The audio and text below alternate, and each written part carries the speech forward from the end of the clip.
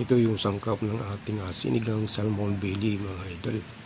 Radish, tapos kamatis, sibuyas, saka at ito naman yung ating belly, at ito yung kanyang sahog na kangkong.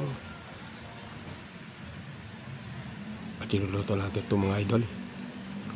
Dessert mga idol. Kailangan tayo ng coconut oil ang gamitin natin sa ating paghahagisa mga idol. Yan. At maglagay na tayo ng mantika mga idol.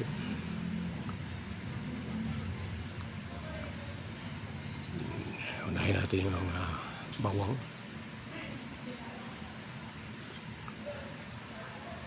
Tapos luya. At isunod na natin yung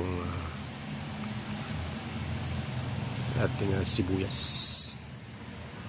Yan, sibuyas.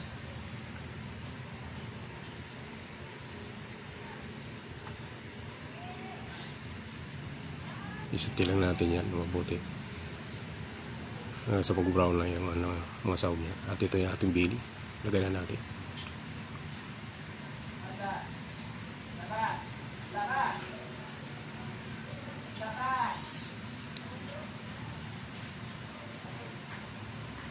Konting gisa lang ito mga idol. At lagay na natin yung ating magic syrup. Yan, magic syrup mga idol. Yan, magic syrup. Yung ating kinamit. Seasoning natin. Tapos isang scoop ng asin para manitsik ang alat at maging malasa yung ating luto mga idol.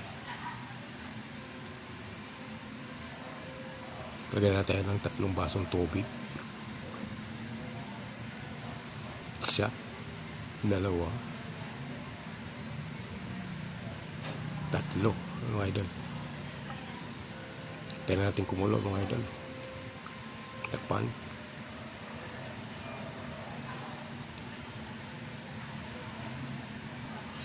At pagkatapos kumulo na ito mga idol. Pwede na to. Hirahan na natin ng kamatis. Hiniwa lang natin ito ng 4 na parte yung kamatis. Malalaki lang siya.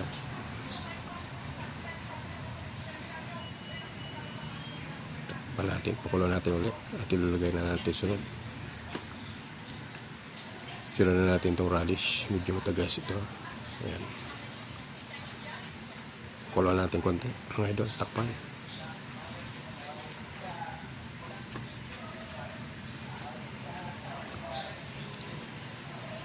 Ayan mga idol, nalagay na rin natin yung ating okra saka sili na pangsigang mga idol.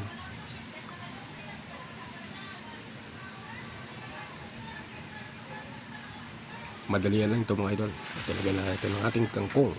Ayan, yung panghuli natin. At saka ang pinakaano nito mga idol ay panghuli lang natin yung ating pang-asim mga idol.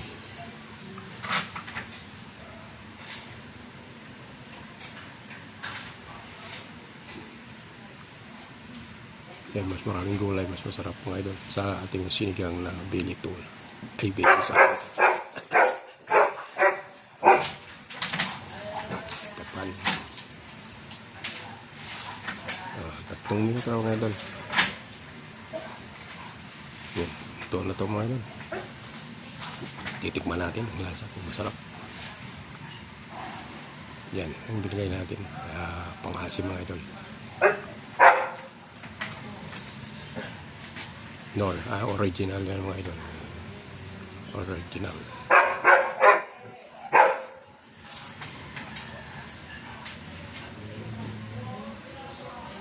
Ang purpose na idol para nito may kasi ng ating kangkong.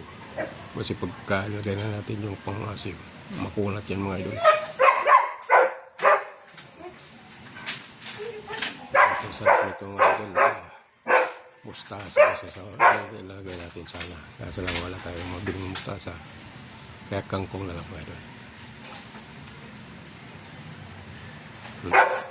Sarap. Okay naman idol.